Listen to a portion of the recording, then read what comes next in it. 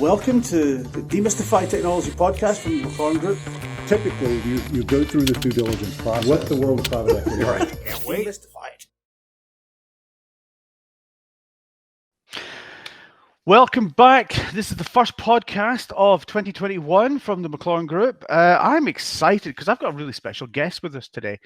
It's the creator of DbSchema, a wonderful tool in my toolbox personally, but it should be in the toolbox of every developer, CTO, CIO, product manager. It's a great piece of software. I bounced into him over Christmas time, and I thought we need to talk on camera about some of this cool stuff that you're doing. So, Dragos, thank you very much for coming and having a chat with us. Thank you very much for inviting me to this podcast. So, give us in a nutshell what DbSchema is. DbSchema is a database designer. It's a universal database designer, so you can consider any SQL database, as well few NoSQL databases like MongoDB or some others. And the tool is built so you can visually design and interact with the database. And now there's the key part, the visual part. It's a beautiful desktop software, and it creates wonderful, colorful pictures of your database. This is right. This is the main point why the users are choosing DbSchema. And this is the secret of getting a very good performance when we talk about databases. So it's not only about the visual experience, but it's also about doing a good design of the database. The key factor when we talk about databases is the relation between data. Because anybody knows what a database is. It's a kind of bunch of tables. But what we have to first consider is that between these tables, we have a relation.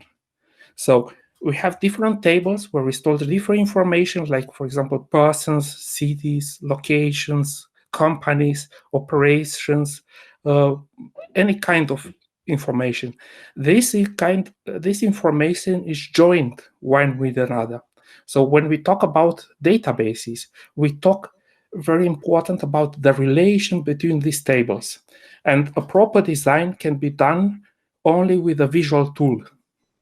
I completely agree. So given that this is, I keep bumping into people and I've driven personally a lot of your sales because I keep telling people, you got to go and get DbSchema. You got to go and see DbSchema. Once they've seen it, it's like they're hooked. So where did it come from? What was the spark that lit this fire? So I started this product. It was like in 2000.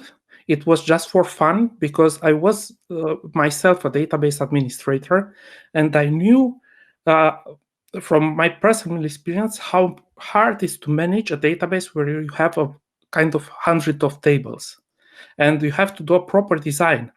At that time, there weren't these computers like today with cloud and NoSQL and SSD disks, very fast processors. So there were just slow computers, and still the amount of data was impressive. So we had to research in the direction of doing a well design, and then that's why I started to develop DbSchema. So you needed it yourself? Yes. So you were the first to eat in your own kitchen. I'm a big believer in that. And so how did it taste eating in your own kitchen for the first few years? So it was very important for me. I posted it on internet. It was an open source product. And then the first feedback I got, it was from Portugal. It was a person, I got an email. It just was very nervous, He wrote like, oh, your product, oh, it's full of bugs. This doesn't work and this doesn't work. But still you have something inside which is promising. And the first time I thought, oh, and the guy wrote me like, please change this. Please change this. I thought, oh, I'll never do what he asks. It's so many changes he asks. Customers, what do they know? Exactly. So, but then I started to understand that he was right.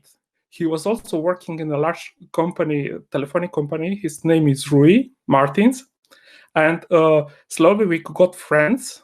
He helped me really at the time to develop the product and to get a much more intuitive interface and to organize DbSchema like it is now. And it was the first success key we had. So the first good steps in the development of DbSchema. Brilliant, brilliant. So continuing on with the history, when was the first time you realized, or let's ask the question this way, when was the first payment you took for it? The first payment, it was pretty recently in the last years, I can say, because I really pushed the product a long time as a free product, as an open source. And when I saw that people are happy, then I could ask for compensation for this. In the first years, it was very hard. Why? It was two factors. First, you need a very stable product. You need a good product. And second, it was a technological movement on the market that I have to face. For example, the first version was developed on the web. Then I switched to Swing. Swing was deprecated. Then I have to move to JavaFX. So the real income was really after migrating completely to JavaFX. So I remember that evolution because it was like, I liked the Swing interface, and then you went to FX and it was like, oh, but and it stabilized, and then it's a really tight product now. Yes. So we try to keep in track with the last technologies. We try to be on open GDK, last versions, latest security, because our customers also appreciate to have a product which is very secure. So we use latest libraries, everything secure, and to be on the safe side always. Okay, so we've now got a fully functional product. You've got your sort of free version of it, and you've got your paid for version of it. And two pieces of advice there. One, I think you're giving too much away in your free version, and you could charge a lot more. I would happily pay 4 times the more for your software, because when you look at it with likes of other big IDEs, etc., it really stands up to that. But that's just my opinion. So I'd like to give you more money. So when did you? Because DbSchema is more than just visualizing a database. You have a lot of features in there. So Right. Give me a quick overview of some of the big features that are not necessarily visualization of data. So the first big feature we have, and which is also very hard to explain to the users, it's the way we handle the schema. So users connecting to a database, they expect to see in the tool the tables which are in the database, right? We do it a bit differently. We load from the database a model, which is the model we keep in DbSchema. So you can say, I want to connect to a different database, but the model will stay the same because it's the model you have. It's your model. When you connect to another database, then you can choose, for example, and say, hey, I want to compare my model with that database. So the tool can handle for you, for example, deploying the schema on different databases, or migrating one schema from one version to another version on any database. For example, developers can say, we want to develop a model and we want to give this file, it's a file, to our testers.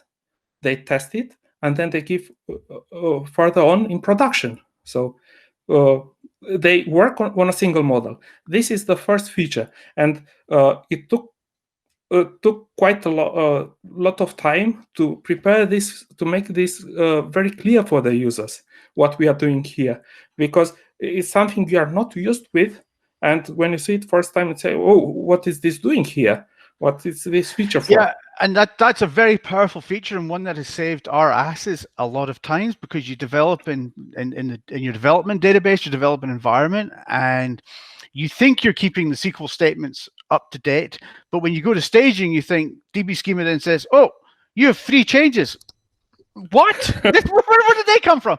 So yes, that is a very powerful and probably underrated feature, is to make sure that schemas are indeed identical. That's a huge huge gotcha on that world.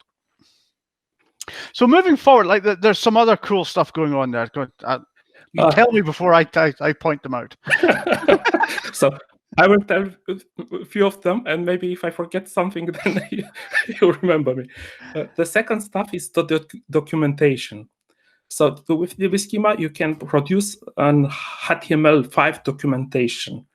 What does this mean? That we build a documentation which is not a plain image. It's a diagram, but it's an interactive diagram. So for example, you can go with the mouse over the columns and read the comments. So you have a visual approach. You see at one time a bunch of tables. You see your layout, a part of the schema, like a module out of your schema. And with the mouse, you can read the comments, because a good design, it's always done when the schema and it's well documented. Maybe I'll tell you. That's a very strong feature, because we use that a lot, because you produce some beautiful HTML5 interactive pages. So you produce a single HTML5 page. So that's easily emailed or put onto Dropbox or checked into GitHub, wherever you need it to go, because all the assets are contained within that file. And that was a genius move on that front, because it makes it easy to portable. But you're right, the descriptions and the documentation is huge. I mean, some databases don't even support adding comments onto fields and onto tables. But to have that layer there as part of the model, I mean, that is a big feature. I would like you, though, to have, I'm going to ask you for a feature request here, to be able to put a URL in to link to maybe another document elsewhere. So that would be great as well. Sure, we can plan this. Add that into that. So now there's another excellent part of DbSchema as well when it comes to data. This is not all about schemas. You've got some really cool data features.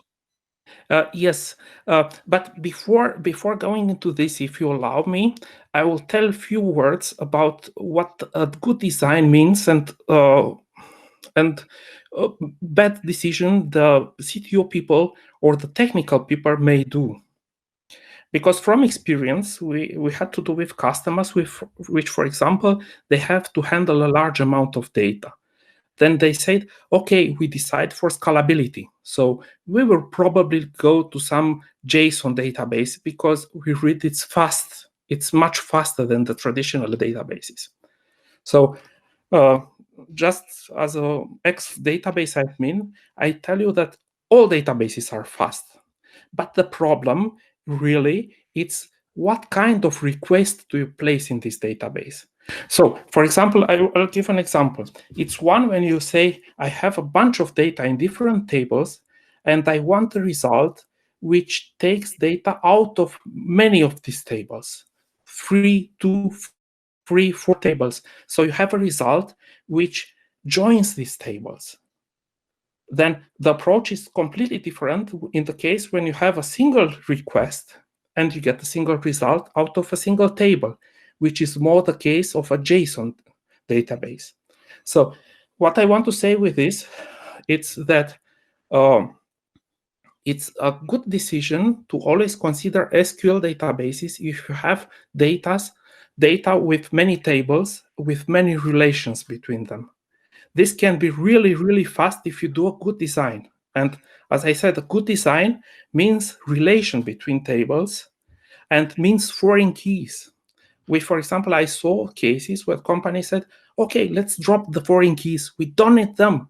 We want to make our queries fast. Therefore, we drop the foreign keys. This is a wrong decision.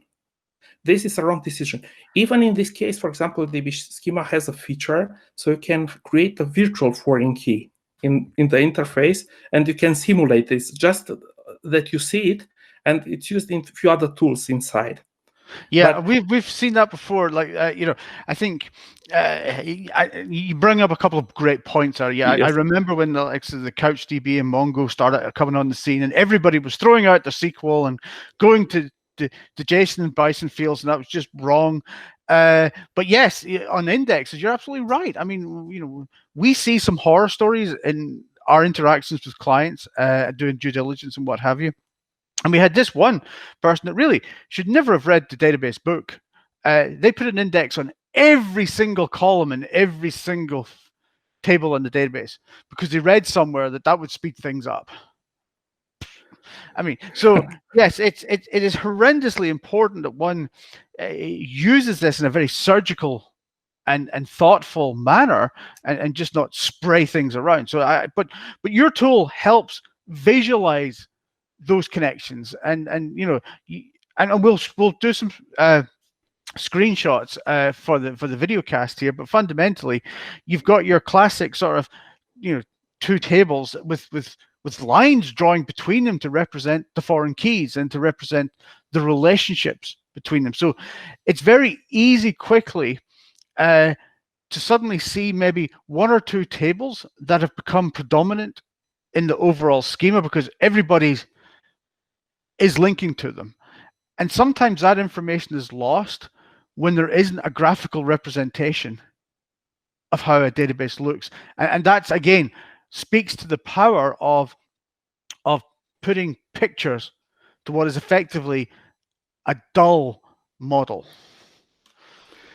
Yes, this is one case, you are right. There are situations where it's a central table and everything joins to that table. I cannot make a decision now and say this is bad or right.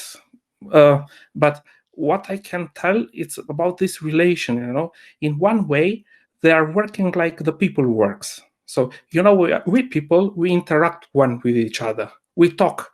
And when you define a person, you will always define that person based on the relations he has with the other people. If you have to take a good reference about the people, you'll always ask his friends, his family, his neighbors, yes, his co-workers. So something similar, it's about data. It's about relation. So if you put it right and you define it correctly, this relation is there. It's these foreign keys, what is called in the database foreign keys. And using design, you can see them. It's like, for example, having a pictures with the people you are talking about. And if you see the picture, you have not only a virtual representation, but you have a physical representation. You can see them. It's something like this with the databases. So that's why the diagrams are very important. So it absolutely is. So again, I'm going to push you on another feature. So give me some of the data stuff. Yes, the third feature I would talk about is the Relational Data Explorer. So this one is, for example, it's built not only for the one who knows SQL, but also for people which doesn't have any idea about this.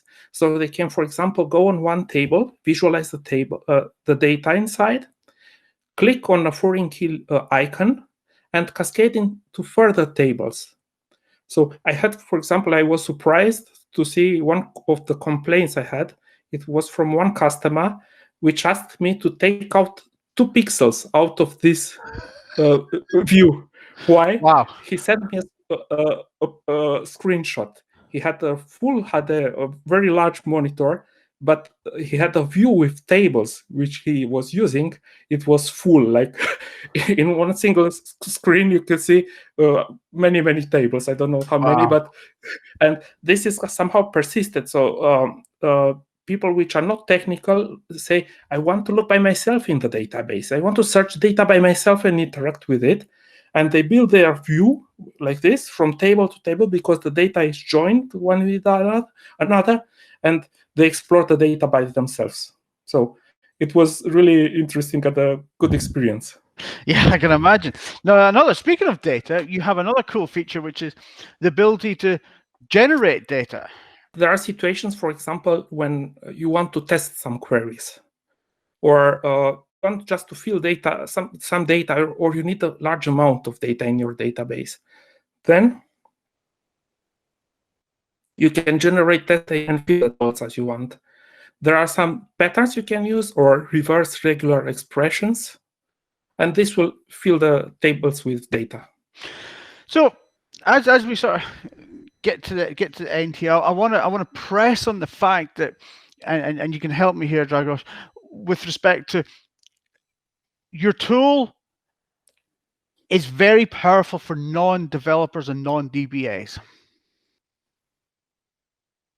You don't need to know SQL. You don't need to know the properties of database columns and all that sort of stuff. You take them through this in a very easy way. So, one of the use cases that we have seen is where a product manager who is not technical at that level will effectively mock up a database model that he believes or they believe is required to support this feature, and then hand that off to the developers or the DBAs to properly flesh that out and round it out.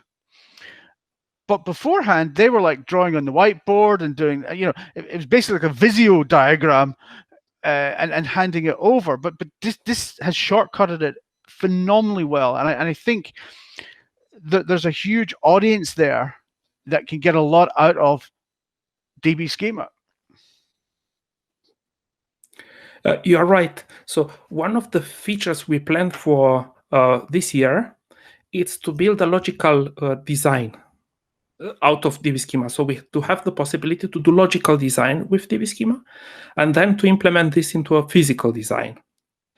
And you are right, because CTO people and management people, they will, for example, have a feeling how the application should look like. And when they start designing the application, they will start with the data. They say, I need a table for this, I need a table for that, and they will put this into a design, into a model. And the whole application which is built, it's on top of this. So if you change a small piece in the model, you already killed the developer, because they have to change a lot to adapt this requirement. And this is one of the most important phases in the design of the product. It's just about designing a right design of the database. Absolutely is. So who is your average user at this point in the game? So there are users, small users, which just use DbSchema for themselves, like developers, programmers, administrators. But we have also companies which are using this in production, just deploying the schema, designing, documentation, and yes, different. We have also new features which are coming in, something related to analytics and business intelligence. And yes. Good. Well, Dragos, thank you very much for taking the time to spend and talk with me. We will have all the links, etc., associated with this at the podcast. But again, you have a beautiful product, and I'm a very proud customer, and I will continue to support you for a very long time, my friend. Thank you very much. And it was a really interesting discussion. So I'm happy to continue and be in touch with you. Thank you. Thank you very much.